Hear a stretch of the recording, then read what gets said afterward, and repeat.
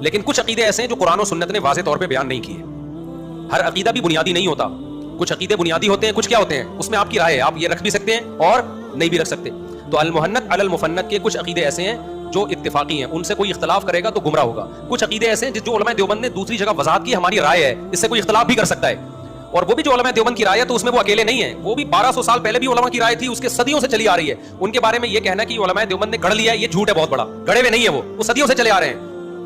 ہم جو گئے تھے نا سمجھانے کے لیے المحنت مفنت کے بارے میں, وہ یہی سمجھانے کے لیے گئے تھے کہ جو آپ الزام لگا رہے ہو نا کہ علماء دیوبند نے گڑھے ہیں, یہ الزام جھوٹا ہے. یہ تو بڑے بڑے محدثین کے عقیدے جو المحنت مفنت میں لکھے ہوئے ہیں, لیکن پھر بھی ان میں ہر عقیدہ ایسا نہیں ہے جس سے آپ کو اختلاف نہیں کر سکے. علماء نے لکھا ہے مثال کے طور پر نبی کے جسد سے جو مٹی چھوتی ہے وہ عرش سے افضل ہے. علماء دیوبند خود ہی اسی کے قائل ہے کہ اگر کوئی عقیدہ نہیں رکھتا تو نہ رکھے.